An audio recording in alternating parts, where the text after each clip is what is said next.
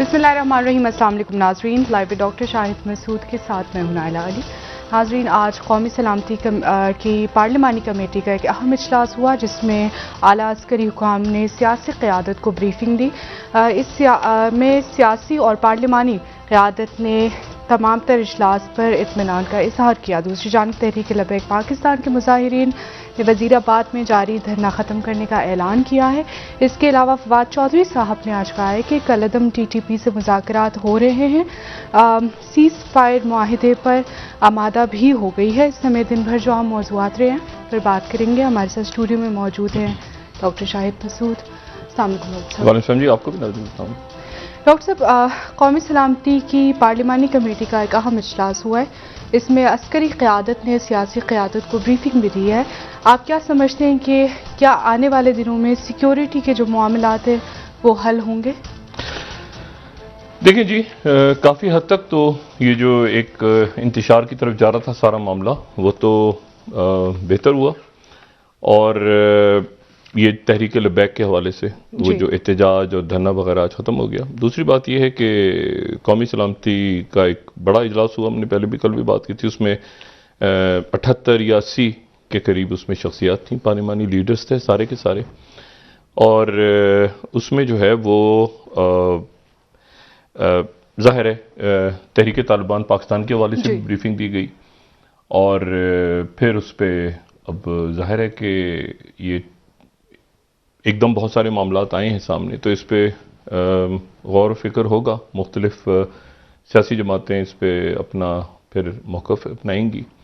और हुकूमत जो है बहरहाल वो हुकूमत की तरफ से फवाद चौधरी साहब ने आज बताया कि बिल्कुल तहरीक तालिबान पाकिस्तान से बातचीत चल रही है और रियासत जो है वो रियासत का फ़ैसला है। अच्छा, अब मामला थोड़ा सा रियासत पे आ गया, हुकूमत से हटके रियासत पे आ गई।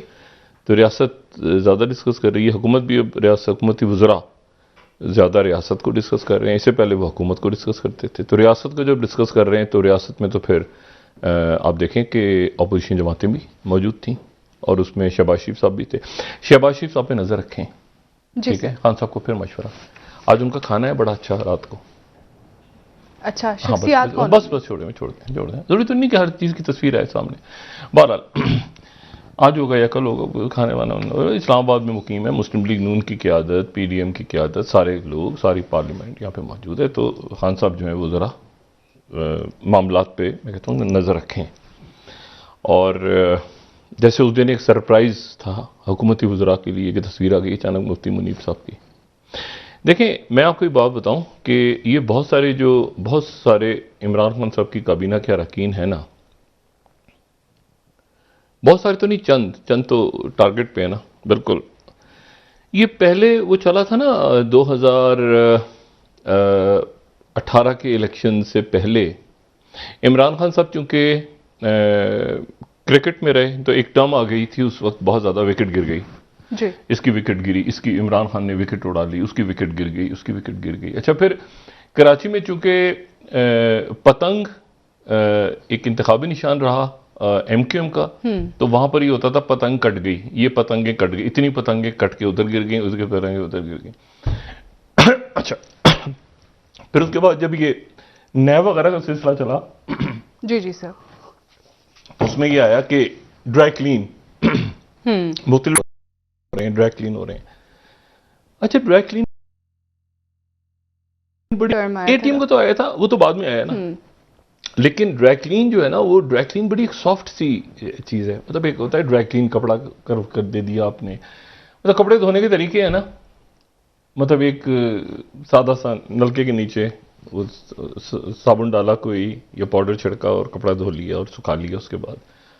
या फिर ये है कि वो टब में डाला और झाग वाग बनाई, पाउडर वाउडर डाला उसमें सब। या फिर वॉशिंग मशीन, मतलब बहुत खूबसूरत सा अंदाज है ना धोने का। तो इवन जो लफ्ज़ आया था ना, ड्राई क्लीन हो गया, फलाना आदमी ड्राई क्लीन हो गया, ये शख्सियात सियासी लोग ड्राई क्लीन हो गए। तो इस बार मुझे लग रहा है कि ड्राई क्लीनिंग, या इस बार वो एक होता है धोबी पार्ट, पता नहीं आपको इत्तेफाक हुआ है या नाज़रीन को, धोबी पार्ट में होता है कि उठा के ना कपड़े पे से मैल निकालने के लिए ना उसको ना ड्राई क्लीन किया जाता है ना उसको धोया जाता है, उसको उठा के ये मार पत्थर के ऊपर, फिर उठा के ये मार, ये धोबी पार्ट मार मार के उसमें से मैल निकाली जाती है। मुझे लगता है कि इस बार जो है ना ये मुल्क की सियासत में हम जिस फेज से गुजरे हैं धोबी पार्ट का फेज है। अच्छा, उस धोबी पार्ट के बाद हमें पता क्यों नहीं चल रहा धोबी पार्ट का, पता नहीं चल रहा धोबी पार्ट का।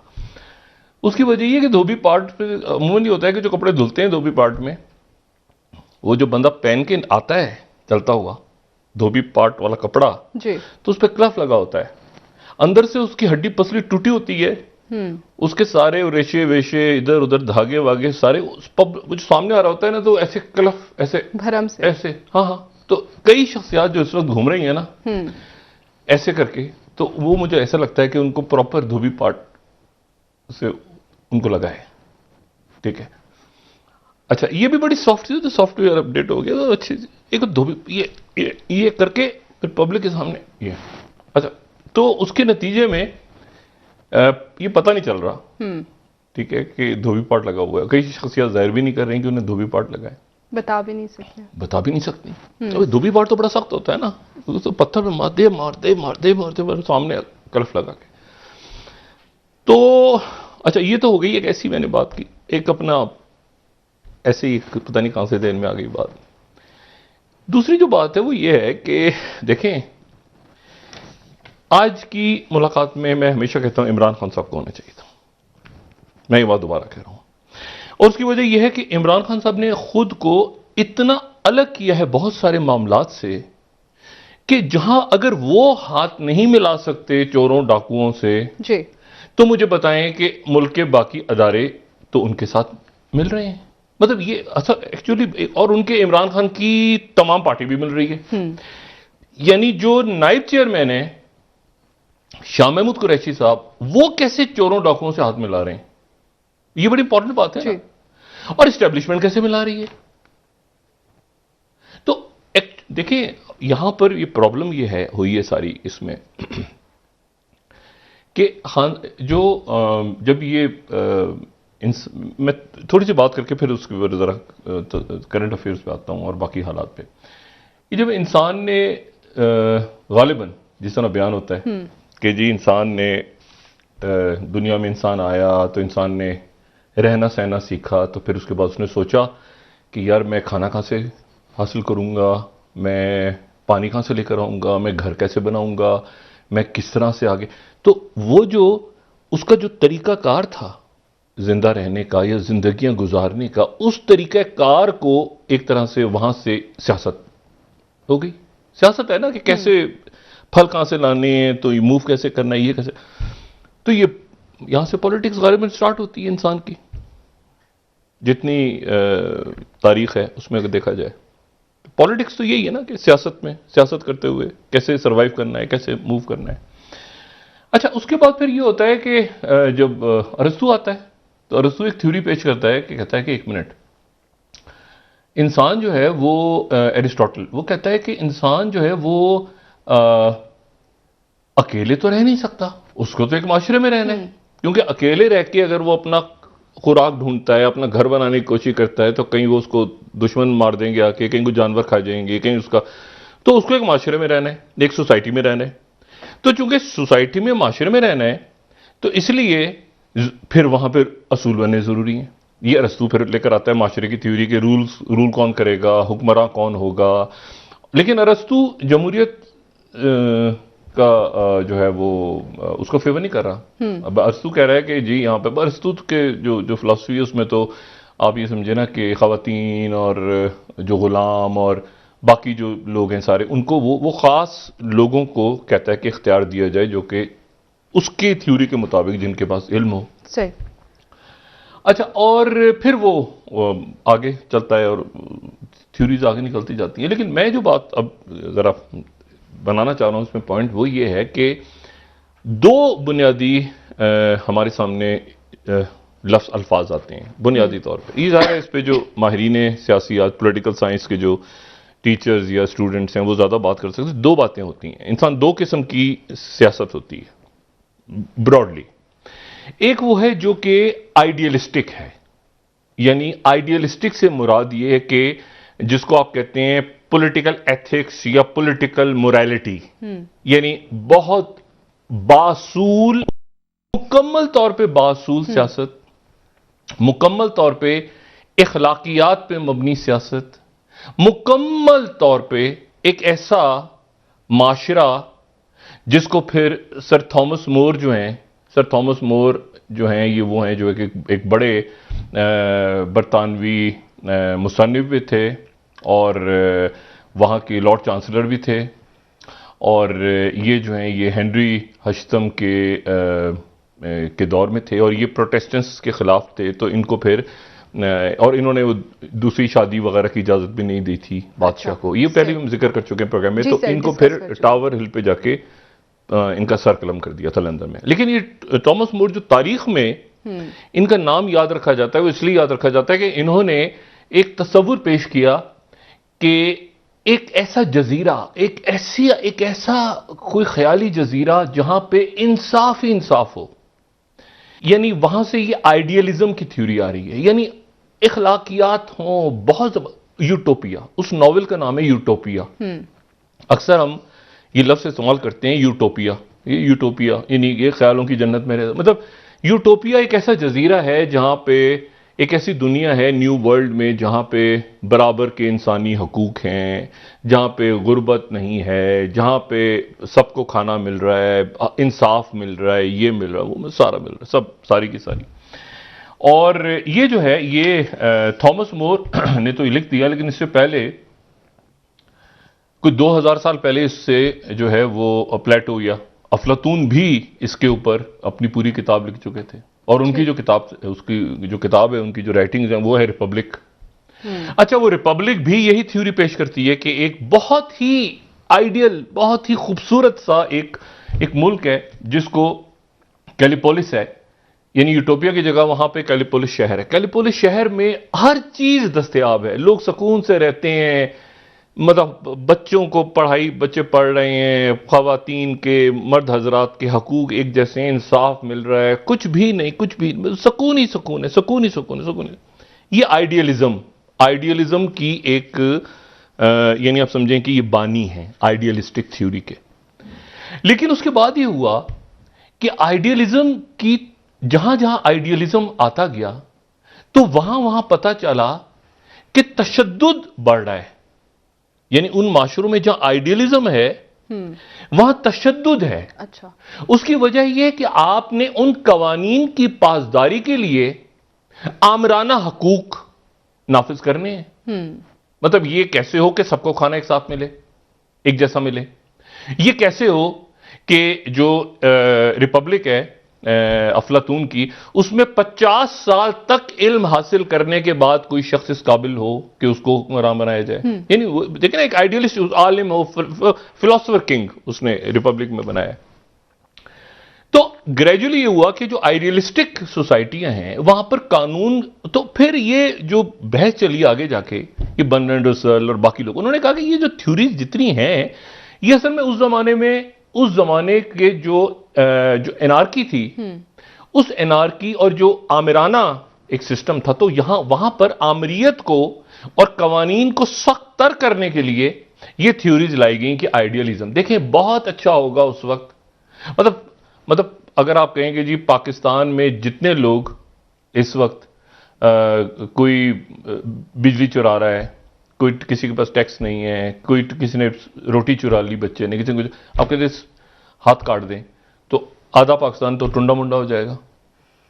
ठीक है, तो लेकिन क्या होगा कि क्योंकि वो एक आपने आइडियलिस्टिक सोसाइटी में कवानीन नाफिज करने हैं, तो उसके नतीजे में ये होगा कि आपको फिर वो सख्त कवानीन, और वो फिर उसमें हुक्मरान जो होगा वो मजीद आमरीत की तरफ चलता आइडियलिस्टिक सोसाइटी, फिर ये हो गया कि ये पॉसिबल नहीं है। और उसके नतीजे में ये हुआ कि अच्छा, मैं इसको फिर मैं दूसरी इसकी काउंटर थ्योरी क्या है। इसकी काउंटर थ्योरी जो है, यानी इसकी काउंटर थ्योरी आ गई कि रियलिज्म, जिसको हम कहते हैं कि हकीकत पसंदाना। और ये हकीकत पसंदाना जो थ्योरी है ये हकीकत पसंदाना थ्योरी या जिसको रियलिज्म कहें, तो ये जो रियलिज्म है ये तो जाहिर है कि पहले भी था, लेकिन आज से 100 साल पहले यानी पहली जंग अजीम के बाद एक नया सब्जेक्ट दुनिया में पढ़ाया जाने लगा। इससे पहले वो सब्जेक्ट किसी यूनिवर्सिटी में नहीं था, उसका नाम नहीं था। जैसे हम कहते हैं ना कि मैस कॉम, पहले मैस कॉम नहीं था, पहले जर्नलिज्म था, फिर जर्नलिज्म के बाद लोगों ने मैस कॉम पढ़ना शुरू कर दिया। ठीक है, एमबीए की डिग्रीज आ गई। पहले आज से 50 साल पहले सोचे तो आपको एमबीए तो नहीं मिलेगा, लेकिन किसी ना किसी फॉर्म के अंदर वो फिर ग्रेजुअली आर्टिफिशियल इंटेलिजेंस फलाना मगर नई नई डिग्रीज आ रही हैं दुनिया। तो आज से 100 साल पहले एक सब्जेक्ट नहीं था, उस सब्जेक्ट का नाम है इंटरनेशनल रिलेशंस। इंटरनेशनल आईआर का सब्जेक्ट ही नहीं था दुनिया में 100 साल पहले नहीं था। ये पहली जंग अजीम के बाद ये टर्म इस्तेमाल होनी शुरू हुई, इंटरनेशनल रिलेशंस। और ये टर्म इस्तेमाल होनी शुरू हुई कि जब उसके बाद जो है वो ये सोचा जाने लगा कि भाई ये क्या वजह है, क्या सिलसिला है कि ये पहली जंग अजीम क्यों हुई है। ये वुडरो विल्सन ने ये सवाल उठाया कि जी पहली जंग अजीम क्यों हुई है। एक वुडरो विल्सन ने उठाया और एक नॉर्मन एंगल ने उठाया कि ये जो है ये क्यों हुई है, जंग क्यों हुई है। ठीक है, पहली जंग अजीम क्यों हुई है। तो उन्होंने फिर 14 पॉइंट बनाए अपने, मैं डिटेल में जरा 14 पॉइंट बनाए। एक थ्योरी ये आई कि जी उसमें जमहूरियत नहीं है, जमहूरियत होती तो जंगें नहीं होती, क्योंकि लोगों का फिर क्योंकि जंगों के नतीजे में जो कौम जीत जाती है उसका भी नुकसान होता है, मतलब टोटल विक्ट्री तो किसी को हासिल नहीं होती, मतलब 8-10 हज़ार 15 हज़ार लोग तो उसके भी मरते हैं जो कि जीतता है, तो फायदा तो उसका भी नहीं होता। तो किस तरह से जंगों से बचा जा सकता है, वो तो नोबेल प्राइज ले लिया। वुडरो विल्सन ने 14 पॉइंट्स पेश करके ट्रीटी ऑफ वर्साइल्स हो गया और जनाब लीग ऑफ नेशन बन गई जिसमें खुद अमेरिका नहीं है। ठीक है ना, वो एक फ्लॉप सा आइडिया, गोलमोल सा, लेकिन बहरहाल वो वुडरो विल्सन की थ्योरी है कि जी रियलिज्म, ये रियल पॉलिटिक या हकीकत पसंदाना होना चाहिए। अच्छा, फिर दूसरी बात यह है कि उसने कहा कि ये क्या चक्कर है कि यार ये फड्डा पड़ा था जर्मनी और फ्रांस का सर्बिया के साथ, लेकिन सर्बिया जो था उसका अलायंस था, उनका अलायंस था रशिया से, तो रशिया कूद गया जंग में, तो रशिया के साथ वो फ्रांस और बरतानिया थे तो वो भी कूद गए बीच में। तो ये तो मतलब अलायंसेस, तो उन्होंने कहा यार ये अलायंसेस भी एक वजह है जंगों की, इत्तेहाद, ये उसका इत्तेहादी उसका इत्तेहादी, तो हम फोरम बना देते हैं जी, ताकि बातचीत हो सके। और क्या जरूरत है हमें जाके लड़ने, तो league of Nations, United Nations, ये बहरहाल ये एक लंबी बहस है, वो फेल हो गया। उसके नतीजे में मजीद चूंकि जर्मनी के अंदर जो है वो एहसासात पैदा हुए कि भाई ये तो हमारे साथ ज्यादती हुई है, तो सेकंड वर्ल्ड वॉर हुई। लेकिन वो जो आइडिया था उसकी के बाद फिर आपको नजर आता है कि आईएमएफ बनता है, यूनाइटेड नेशंस और ये सारे अदारे बनते हैं। और ये जो इसमें अगर आप रियलिज्म में चले जाएं ना, तो रियलिज्म में फिर ये है कि रियलिज्म जो है ना, तो ये रियलिज्म, अच्छा ये आइडियलिज्म की बात हो रही है, ये जो वुडरो विल्सन बात कर रहे हैं ये आइडियलिज्म है। अभी मैं रियलिज्म पे आ रहा हूं, ये आइडियलिज्म ही पे बात कर रहा हूं कि हालिया तारीख में आइडियलिज्म वुडरो विल्सन की सूरत में आपको नजर आता है या फिर नॉर्मन एंगल की सूरत में नजर आता है, तो इनको नोबेल प्राइज मिल गया। लेकिन जो रियलिज्म है वो एक बिल्कुल मुख्तलिफ। रियलिज्म यह है कि इखलाकियात का कोई ताल्लुक नहीं है सियासत में, पावर के लिए आपको मुकाबली, ठीक है। अच्छा, उसके बाद हॉब्स, मतलब ये आपको बताते हैं कि पॉलिटिक्स में पावर गेन करनी है अगर आपने, तो आपको झूठ भी बोलना है, सच भी बोलना है, आपको लचक भी दिखानी है, आपको धोखा भी देना है, आपको अमन की बात भी करनी है, जंग की भी बात करनी है, लेकिन आपको एक रुथलेस दुनिया में, चूंकि आप एक एनार्की ऐसी दुनिया में रहते हैं जहां एनार्की है, जहां चारों तरफ एक जुल्म, एक बर्बरियत है, तो इसलिए जो है वो आप अफोर्ड ही नहीं कर सकते कि आप एक ऐसी दुनिया में रहें कि जहां पर जो है वो आप ऐसा करें कि जी यानी जो हेगल की थ्योरी, हेगल और वुडरो विल्सन और ये सारे लोग तो ये बात कह रहे हैं कि आप एक ऐसी दुनिया में रहते हैं जिस दुनिया में ये पॉसिबल नहीं है कि आप जो हैं वो बहुत ज़्यादा रियलिस्टिक ना हो और आप जिंदगी गुजरते आइडियाज़ के ऊपर, क्योंकि आइडियोलॉजी के ऊपर जाएंगे तो आइडियोलॉजी जो, क्योंकि वो क्या कहते हैं कि इंसान एक दूसरे से लड़ रहा है, हर वक्त हालत जंग में है, सब लोग एक दूसरे से लड़ रहे हैं, सब लोग एक दूसरे को चीट कर रहे हैं, एक धोखा दे रहे हैं, उस धोखेदही के अंदर असूल वगैरह नहीं है, ये सारे कहने की बातें हैं, ठीक है। अच्छा, फिर आप इसको ट्रांसलेट करते जाए ना, तो आपको ऐसे मुल्कों में नजर आएगा, मिसाल के तौर पर आरएसएस को देखें आप, आरएसएस एक फिनोमिना, आरएसएस ने एक सख्त पोजीशन ले ली। अब आज नहीं, लेकिन आज से 4 साल के बाद अंदाजा होगा आज की दुनिया में कि वो आरएसएस की जो पोजीशन है उसमें जो हिंदुत्व वाले लोग हैं वो भी गालियां दे रहे हैं बीजेपी की गवर्नमेंट को, और जो लिबरल फोर्सेस हैं दूसरी साइड पे वो भी गालियां दे रहे हैं। वो कह रहे हैं कि ये तो तुमने समझौता कर लिया मुसलमानों के साथ, तुम तो झुक गए, तुमने अमेरिका को खुश किया। वो भी गालियां देते हैं आपको। आज नहीं, कल नहीं, परसों ये आपको होता नजर आएगा, क्योंकि एक बेलचक पोजीशन अख्तियार कर ली। अच्छा, मतलब आप कहें कि जी सूद के बगैर बैंककारी होनी चाहिए, बात बड़ी जबरदस्त है, लेकिन मसला ये कि आज की दुनिया में तो आप बुकिंग ही क्रेडिट कार्ड के थ्रू कराते हैं। बिल्कुल ठीक है। वो कहते हैं क्रेडिट कार्ड नंबर दें अपना।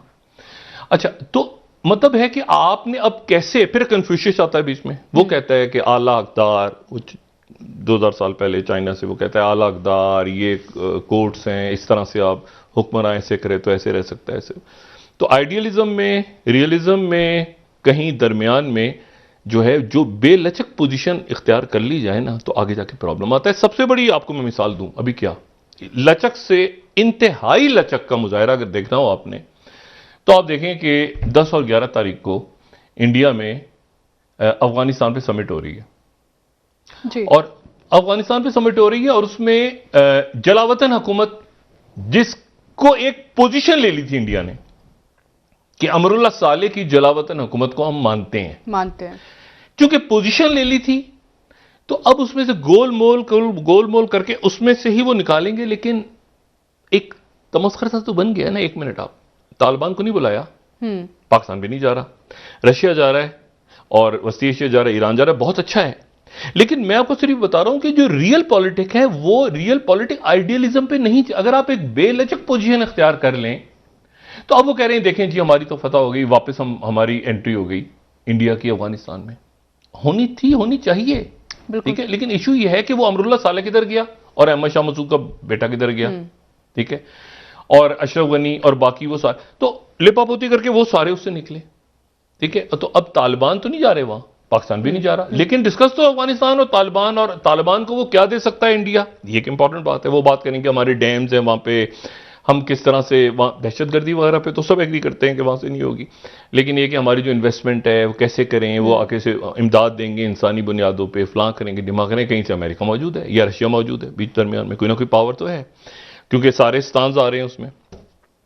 मोस्ट प्रॉब्ली रशिया है और रशिया इसलिए है कि रशिया जो है वो थोड़ा सा इस वक्त अगर आप देखें तो पाकिस्तान की पॉलिसी थोड़ा सा, चूंकि आप टर्की और अजरबैजान की तरफ हैं, तो रशिया जो है वो आर्मीनिया और उस तरफ स्टांस की तरफ आपको वो एक थोड़ा सा आपको एक टिल्ट नजर आ रहा है अपनी पॉलिसी में, जो कि आपने बहरहाल बैलेंस आप करेंगे तो उसके नतीजे में बहुत सारी चीजें जो है वो मुख्तलिफ अंदाज में नजर आनी शुरू होंगी।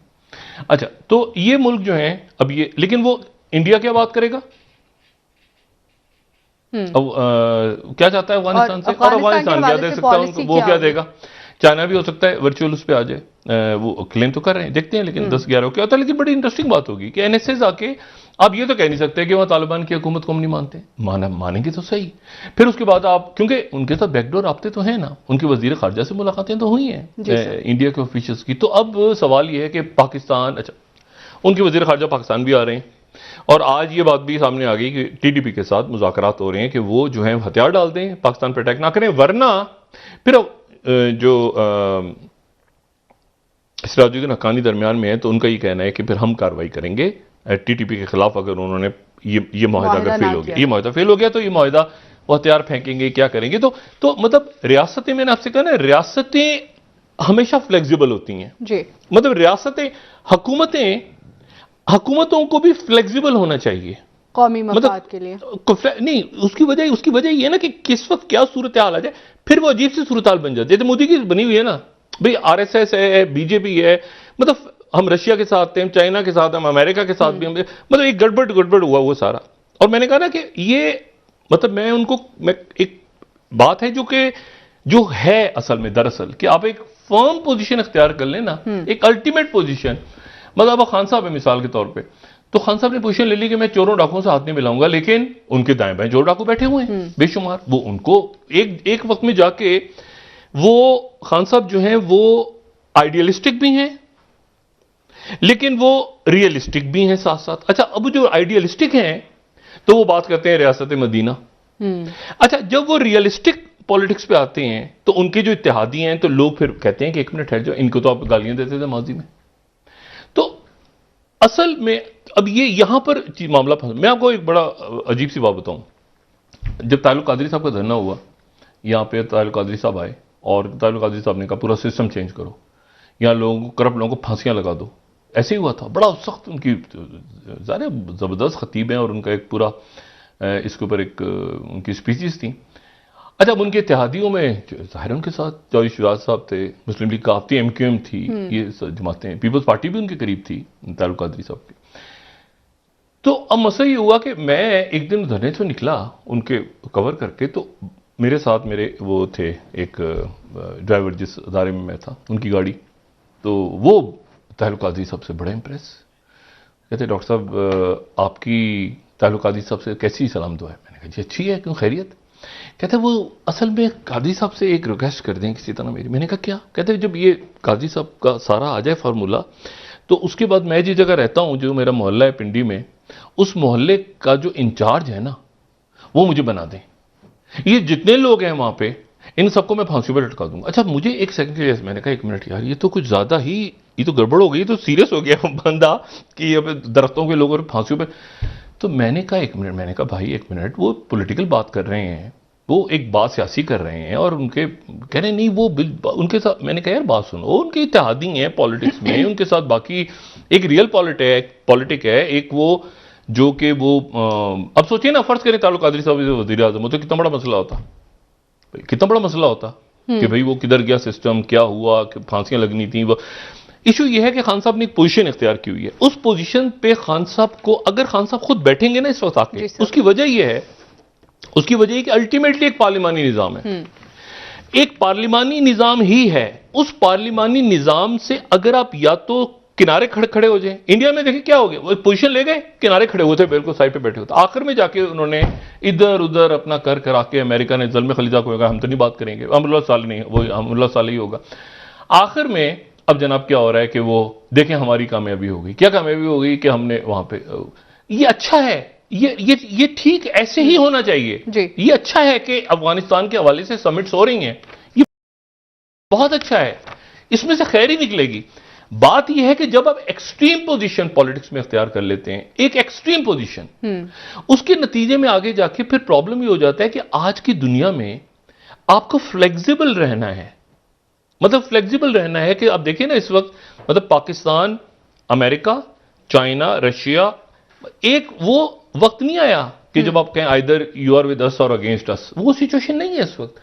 पॉलिसी को आपने बैलेंस करके चलना है। मतलब पाकिस्तान ने कभी कोई इतराज नहीं किया, ज़ल्म खलीजा यहां से जब जाते थे तो अफगानिस्तान का इंटरनल मामला, पाकिस्तान को इतराज होता था कि उनकी सरजमीन इस्तेमाल हो रही है पाकिस्तान के खिलाफ, लेकिन वहां से दहशतगर्दी, वो मसला एकदम खत्म हो गया। उसके बाद अफगानिस्तान जैसी मर्जी पॉलिसी अपनी अपनाए, उनके लोग खुद मुख्तार हुकूमत, उनकी बरादराना, उनके वो भाई हमने कोई भूटान बना के तो नहीं रखना ना अफगानिस्तान को, जिस तरह भूटान का हाल किया हुआ है, ये north eastern states foreign policy हमारे हाथ में होगी तो ये हमारे पास होगा, ये होगा। एक ब्रेक ले लेते हैं सर, वापस आके मजीद इस पर बात करेंगे आपसे। नाजरीन एक ब्रेक हमारे साथ रही। तो ये फ्लेक्सिबिलिटी खान साहब को इस वक्त दिखा के ना, और ये पूरा जो पॉलिटिकल स्पेक्ट्रम जिसमें से उनको उन्हीं के लोगों ने बाहर करके अपनी लाइनें वो मुख्तलिफ पार्टियों के साथ बना रहे हैं, तो उसमें खान साहब ने इन होना है वापस, ठीक है, क्योंकि वो इन होंगे प्राइम मिनिस्टर, तो वो चेयर कर रहे होंगे सारी मीटिंग्स को और सारे के सारे जो इजलास हैं और सारे, और शोर शराबा भी नहीं होगा क्योंकि अस्करी शख्सियात है, एस्टेब्लिशमेंट है, बाकी लोग बैठे हैं तो दीगर पार्टी। ठीक है डॉक्टर साहब, इस पर बात करेंगे आपसे मजीद। नाज़रीन ब्रेक हमारे साथ रहिए।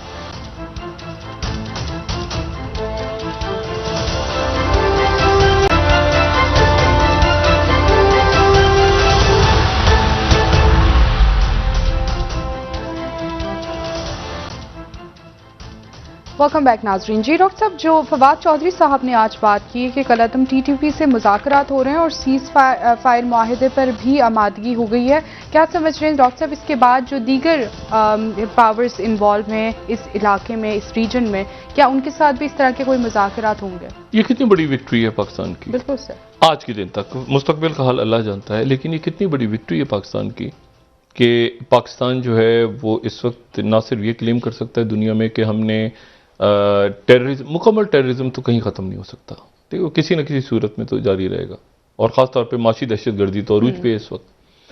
लेकिन जो दूसरी हार्डकोर दूसरा टेररिज्म है, उस पर पाकिस्तान ने न सिर्फ ये कि अपने मुल्क में काबू पाया, बल्कि अपने आसपास जहां से हो रहा था वहां से भी बड़ी हद तक उसमें डिप्लोमेसी की, तो पाकिस्तान ने कोई बॉम्बिंग तो नहीं की ना जाके की। ये जो डिप्लोमेटिक काम हुआ है पिछले चंद सालों में, और ये एक दौर से नहीं, ये इसमें बहुत टाइम लगा है। यानी शुरू कर लें इसको, ये कियानी साहब के दौर से चले जाएं। कियानी साहब ने जो पेपर दिया वहां पे वाशिंगटन में, तो मैं अक्सर बताता हूं कि मैं मौजूद वहीं पर, मैं भी मौजूद था आसपास कहीं, वो डेलीगेशन जो गया हुआ था, तो उस डेलीगेशन में उस वक्त जो वजीर खारजा थे कियानी साहब के साथ, अब आप पूछें उससे वजीर खारजा कौन थे? कौन? शाह महमूद कुरैशी। अच्छा, तो शाह महमूद कुरैशी था वजीर खारजा थे, और वजीर इत्तलात से वजीर खजाना पूछें कौन था? हफीज शेख, पीपल्स पार्टी का दौर था, तो हफीज शेख वजीर खजाना थे, शाह महमूद कुरैशी वजीर खारजा थे, कियानी साहब जो है वो। तो मतलब ये सारी हमारी कई पॉलिटिकल शख्सियात साबित कदम है। मुसीबत है कि दूसरे लोग चेंज हो जाते हैं, वो अपनी जगह रहते हैं। Anyway, on a lighter note, तो वहां ये हुआ कि वहां पर ये आइडिया हुआ, लेकिन इससे पहले मुशर्रफ साहब के वक्त में भी हो गया था कि जी आप जंग से नहीं जी सकते, ठीक है। कियानी साहब ने फिर बाकायदा रिटर्न दिया, उन्होंने ऐसे पेपर दिया, वो जो कियानी साहब के हवाले से किताबों में भी आ गया। फिर उसके बाद जनरल राही शरीफ, फिर उसके बाद जो है वो जनरल बाजवा। तो बात यह है कि रियासतें फ्लेक्सिबल हैं, वो रियासतों ने फ्लेक्सिबल रहना है, रियासतें फर्म पोजीशन, उनकी लीडरशिप को फर्म पोजीशन अख्तियार कर लेना, ऐसे ही होगा। तो उसके आखिरी जो फर्म पोजीशनिंग थी, आप देखें ना, अच्छा फिर आइडियोलॉजी भी दरमियान में देखें ना, तो आइडियलिज्म की ओर आप चले जाएं तो आप एरिस्टोटल से शुरू करें और थॉमस मोर पे आ जाएं, और फिर उसके बाद वुडरो विल्सन और जो नॉर्मन एंगल है, या फिर आप रियलिज्म पे आ जाएं तो इसमें आप मिकावली पे आ जाएं या हॉब्स पे आ जाएं, जो भी आपने करना है। अच्छा एनीवे, लेकिन फिर उसके बाद एक नजरियाती सियासत भी है। देखिए ना, नजरियाती सियासत, ये जो नजरिया, ये ज्यादा आइडियोलॉजी ये आई 20वीं सदी के अंदर। ये 20वीं सदी में आई जो कार्ल मार्क्स, कि उन्होंने कार्ल मार्क्स और ये सोशलिज्म और इज्म्स आए, इज्म यानी सोशलिज्म, नेशनलिज्म, ये अल्फाज नए आने शुरू हो गए, लिबरलिज्म, यानी ये सारी जो थ्योरीज हैं, ये मौजूद थी पहले, ये दुनिया जब से बनी है मौजूद हैं ये सारी, लेकिन इनके जो नाम से ना इज्म, ठीक है ना, ये इज्म्स का लफ्ज जो था ना, ये इज्म्स आने शुरू हो गए बहुत सारे, ठीक है ना, liberalism, nationalism, capitalism, socialism, communism, ये इज्म्स। अच्छा, और तो ये इज्म्स के लफ्ज जो हैं ये 20वीं सदी के आगाज से शुरू होते हैं, उससे मैंने कहा ना इंटरनेशनल रिलेशंस का लफ्ज ही वहां से शुरू हो रहा है। तो लेकिन उसमें मसला है कि अब आपने रियासतें कहा, वो रियासतें जो दरमियान में फ्लेक्सिबल रहती हैं, यानी एक मतलब आपने एक ही वक्त में आपने तालिबान से बात आपकी हुई, फिर आपने मुज़ाकरात को कामयाब बनाने के लिए शुमाली इत्तेहाद को भी इंक्लूड किया। अब डॉक्टर अब्दुल्ला से भी आपकी बात हुई, देखिए ना, आपकी हामिद करजई साहब को भी आपने इंगेज किया, इन तमाम, फिर कहीं जा तो आप फ्लेक्सिबिलिटी दिखाई आपने, आप खड़े नहीं हो गए 56 इंच का सीना लेके कि हम तो, फिर जलालत होगी नहीं, फिर जलालत होगी ना उसके बाद, जब उसके लोग पूछेंगे भाईजान ये क्या है, ठीक है ना, ये क्या कर रहे हैं आप, तो आपको दबाएंगे नहीं देखे ना हमारी बहुत बड़ी कामयाबी होगी। तो ऐसे नहीं होता, और ये आप जो है, तो पाकिस्तान ने फ्लेक्सिबिलिटी, अभी भी पाकिस्तान फ्लेक्सिबिलिटी, आप देखिए ना, अमेरिका के साथ, चाइना के साथ, रशिया थोड़ा सा, वो आर्मीनिया और अजरबैजान की वजह बात करने के लिए, रशिया के साथ भी नहीं, रशिया के साथ हम ठीक हो जाएंगे, हमारे अच्छे ताल्लुकात है रशिया से, हमारे आज से 10 साल पहले कोई तस्वर भी नहीं कर सकता हमारे जितने अच्छे ताल्लुकात हैं। लेकिन थोड़े से मामला पे, चूंकि देखिए ना, मुल्क फ्लेक्सिबल है, वो मुल्क अपना सोच रहे हैं, मतलब एक बहुत बड़ा दुनिया का इस वक्त 2 सुन्नी वर्ल्ड के लीडर्स हैं, ठीक है, और दोनों सुन्नी वर्ल्ड के जो लीडर्स हैं जो आपस में कंपीट कर रहे हैं, यानी टर्की और सऊदी अरेबिया, दोनों के इसराइल से ताल्लुकात हैं, बिल्कुल, देखिए ना, दोनों के इसराइल से ताल्लुकात हैं। अच्छा, जो सुन्नी वर्ल्ड के लिए कंपीट कर रहे हैं। अच्छा, इसी तरह से आप इराक में देखें तो इराक के अंदर जो आज बड़ी एक अजीब बात हो, बड़ा एक अनएक्सपेक्टेड वाकया हुआ, और ये मैं यहां पे ये कोट भी करूं क्योंकि आज जो है वो ये इल्जामात, और जाहिर है कि वहां पे मुस्तफ़ा काज़मी जो हैं उनके वजीर, जो प्राइम मिनिस्टर, उनके ऊपर अटैक हो रहे थे, कल अटैक उन पे हुआ, और बहुत कुछ इस हवाले से खबरें आ रही थी और सारा कुछ हो रहा था। तो आज मैं यहाँ पे कोट कर देता हूँ, अल-कुद्स फोर्स के जो चीफ हैं इस्माइल गानी, वो अचानक वो बगदाद पहुंचे। तेहरान टाइम्स 13वीं स्लाइड। और वहां पे वो इराकी प्रेसिडेंट से पहले उनकी मुलाकात हुई बहराम साले से, और फिर उसके बाद उनकी मुलाकात हुई मुस्तफा कादमी से। और ये मुलाकात उनकी इसलिए हुई कि एक तासुर दुनिया में ये जा रहा था कि ये शायद चूंकि ईरान की तरफ जिन पॉलिटिकल पार्टीज का टिल्ट है वो चूंकि उनको मतलूबा सीटें हासिल नहीं हुई, तो इसलिए शायद इस हमले के पीछे ईरान है। और ये वेस्टर्न मीडिया ने बहुत ज्यादा क्लेम करने शुरू कर दिया, तो एक तासुर ईरान में। तो ईरान के जो अलकुद्स होते सीनियर, बड़ी सीनियर रहनुमा, वो गए, उन्होंने जाके आज वहां इस बात को डिफ्यूज की, तासुर खत्म किया। अच्छा, अब इशू यह सारा कि यहां पर, अच्छा वो आप देखें सूडान के अंदर वो जनरल बुरहान को उन्होंने डंप कर दिया इजिप्ट ने।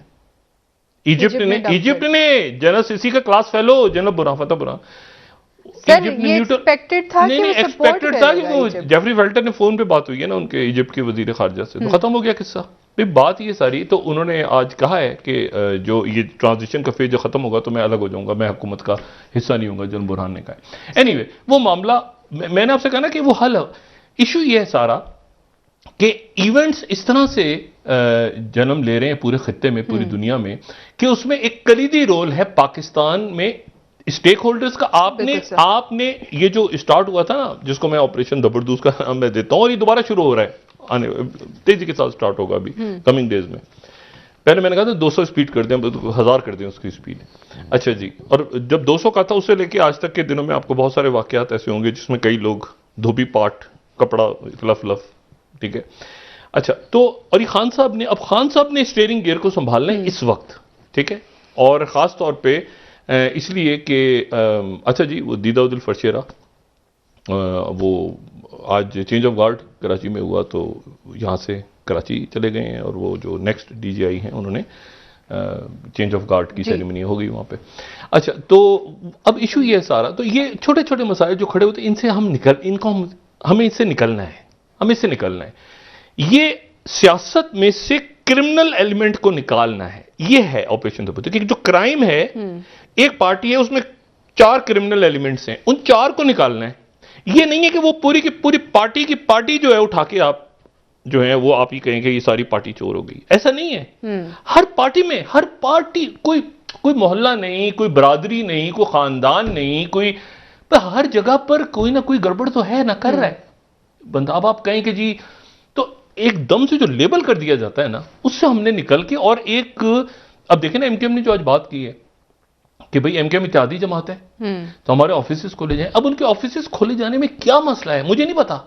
मतलब उनके ऑफिसेस में क्या होगा अगर एक पार्लिमानी पार्टी है जिसका बड़ा वोट बैंक है, जो कि मौजूद है, जो कि नेशनल सिक्योरिटी की मीटिंग अटेंड कर रही है, उनके ऑफिसेस बंद हैं।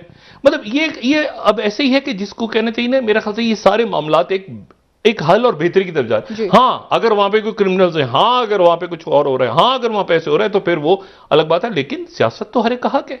अच्छा, तो इसी तरह से बात ये सारी कि रियासत, फिर उसके बाद रियासत का, मैं पहले भी कहा था, रियासत का दिल बहुत बड़ा होता है। रियासत एक फर्म पोजीशन नहीं इख्तियार कर लेती कि बिल्कुल जहां रियासत फर्म पोजीशन इख्तियार कर लेती है किसी वक्त, वहां पर ऑटो करेक्ट करती है अपने आप को कि यार एक मिनट ठहर जाएं। ये जनरल ज़ियाउल हक साहब आए और उनके दौर के अंदर ये बिल्कुल इस्लाम का नाम किसी और तरफ चला गया, तो फिर उसको खींच के वापस जो है वो एक लिबरल, एक पुरसुकून अंदाज में लेकर आते हैं। तो बात यह है कि ये फ्लेक्सिबल होती है, रियासतें फ्लेक्सिबल होती हैं। तो जो पॉलिटिशियंस हैं उनको भी फ्लेक्सिबल ही होना चाहिए, क्योंकि आपको कुछ नहीं पता होता कि कल किस वक्त आपको किसकी जरूरत पड़े, क्योंकि आपको ऑलरेडी आपके पास देखिए, मैंने आपसे बात की ना कि वो जो बात है, ये रियलिज्म की सियासत है। पाकिस्तान में रियलिस्टिक सियासत है, इस पर रियलिस्टिक, आप असूलों पे भी कॉम्प्रोमाइज ना करें और रियलिज्म भी दिखाएं। रियलिज्म में यह है कि आपने, बेसिक थ्योरी यही है कि आपने पावर अचीव करनी है बाय हुक और बाय क्रुक। जितना बाय क्रुक कम हो उतना अच्छा आपका जाएगा मामला, ठीक है। लेकिन चूंकि बाय हुक जो है वो जा नहीं सकते, क्योंकि यहां पे एक बड़ी तादाद में लोटे मौजूद हैं। अच्छा, ये उन्हीं को पड़ रहा है इस वक्त जो है ना, धोबी पार्ट उन्हीं की हो रही है, क्योंकि आने वाले दिनों में मुझे लगता है कि ये लोटे भी जो है ना, बहुत सारे अपनी तबई उम्र मुल्क की सियासत में, हाँ मैंने कहा क्लफ लगे हुए वो, क्योंकि उनका भी वो जो है ना आगे अब खत्म, अब नौजवान आ रहे हैं, लोग आ रहे हैं, अच्छा भी नहीं लगता उनको। तो खुद तो कुछ शर्म उनको आती नहीं है, एक पार्टी से उधर छलांग, उधर से उधर छलांग। लेकिन ये कि अब जिन्होंने जाना है इमरान खान को छोड़ के, तो वो उन्होंने जाना है, वो हर एक को पता है उन्होंने जाना है। और ऐसों का क्या मुस्तकबिल है डॉक्टर साहब? नहीं, असल बात यह है कि इमरान लोग एक पीपल्स पार्टी में भुट्टो साहब, ठीक है ना, भुट्टो साहब ब्रांड है, भुट्टो साहब ब्रांड है। अच्छा, भुट्टो साहब की एक इस्लामी सोशलिज्म की वो गड़बड़ हो गया ना वहां पर भी। वहां पर ये हुआ कि भुट्टो साहब इस्लामी, अब उधर क्या हुआ कि मुबशिर हसन, डॉक्टर मुबशिर हसन, जे रहीम, मिराज मोहम्मद खान, मतलब ऐसे ऐसे लोग कमाल के जो कि बिल्कुल एक, लेकिन भुट्टो साहब ने चूंकि एक ऐसे माशरे में रहना तो उन्होंने इस्लामी सोशलिज्म। एंड में क्या हुआ कि लिबरल उधर नसीम वली खान और वली खान और जीएम सैयद और ये सारी शख्सियात भी एक तरफ हैं, और उनके साथ ही जो है वो मजहबी शख्सियात भी हैं, मुफ्ती महमूद साहब भी हैं, तो जमात इस्लामी भी है, तो बाकी सारे, तो मतलब सारे इकट्ठे, क्योंकि ना ये खुश हुए ना वो। इसी तरह से अभी आप सूरत हाल को देखें तो इमरान खान साहब चूंकि दरमियान में इमरान खान की पोजीशन मिली हुई है ना, तो मजहबी जमातें भी एक तरफ हो गई हैं, यानी उनके अगेंस्ट हैं, और आप देखें जो लिबरल फोर्स है वो भी अगेंस्ट हैं, और एक अजीब सा चूंचू का मुरब्बा उनके इर्द गिर्द जमा है, जो इधर से भी है, इधर से भी है, इधर भी, मतलब वो एक तो। और इमरान खान साहब का जो स्टांस है वो बुनियादी तौर पे एक, आप समझिए कि एक आइडियोलॉजी नहीं है। यानी आइडियोलॉजी होती है तो आइडियोलॉजी कहते हैं प्रॉपर वर्ड में, अखवान मुस्लिमून की आइडियोलॉजी, जमात इस्लामी की आइडियोलॉजी, भुट्टो साहब की आइडियोलॉजी। आज की पीपल्स पार्टी के पास क्या आइडियोलॉजी है? भुट्टो साहब की आइडियोलॉजी को खींच के ला रहे हैं ना 2021 तक। सुने, ये कुर्बानियां देंगी, आइडियोलॉजी नहीं है, आइडियोलॉजी कुछ और है, ठीक है। आइडियोलॉजी जो नजरियात हैं वो कुछ और हैं, ठीक है। ये जद्दोजहद, कुर्बानी, मुजाहमती तहरीक है मकसद। हाँ, मतलब पीपल्स पार्टी को मुजाहमती तहरीक तो नहीं है ना, मुजाहमती तहरीक कोई मतलब कोई इनकलाबी मूवमेंट तो नहीं है। मैं बात कह रहा हूं कि मतलब एक सियासी जमात है जो पॉलिटिक्स में हिस्सा लेती है, तो अब जो पॉलिटिक्स में हिस्सा लेते हैं, मुस्लिम लीग नून भी कोई मुजाहमती तहरीक तो नहीं है ना, कोई गुरिल्ला वॉरफेयर तो नहीं, पहाड़ों पे चढ़ के लड़ रहे हैं ना, वो भी पार्लियामेंट में बैठे हुए हैं। नहीं, ये तो बयानी है ना, लोगों के सामने है ना। बहुत शुक्रिया। वोट को, एक मिनट जरा, ये वोट को इज्जत दो, तो ये तो पूरे मुल्क का बयानिया नहीं है, इमरान खान साहब का बयानिया नहीं है कि वोट को इज्जत दो। अब इसमें चढ़ने की क्या, लेकिन जो छेड़ बन गई, वोट को इज्जत दो, तो लोग यार नवाज शरीफ साहब, वोट को इज्जत दो तो देनी है ना जमहूरियत में। तो इमरान खान साहब को वोट पड़ा है उसको भी इज्जत दो, जो पीपल्स पार्टी को पड़ा है उसको भी इज्जत दो, एमकेएम को उसको भी इज्जत दो, जो नून को पड़ा है उनको भी इज्जत दो। तो वोट को इज्जत दो, तो बुनियादी तौर पर इसमें मज़ाहिमती बात कौन सी हो गई? ये तो बड़ा मुनासिब नारा है, हर जमहूरियत का बुनियादी तौर पे यही नारा होता है जमहूरी माशरे में। बहुत शुक्रिया डॉक्टर साहब, प्रोग्राम का वक्त खत्म हो रहा है। नाज़रीन, कल इंशाल्लाह दोबारा आपसे शहबाज जी साहब में नजर रखें। मुझे इजाजत दीजिएगा। खाना बहुत अच्छा हो रहा है रात का, तस्वीर पता नहीं आती है नहीं। अपना दोस्तों, रिश्तेदारों, गिरदोनवा के लोगों का सब ख्याल रखिएगा।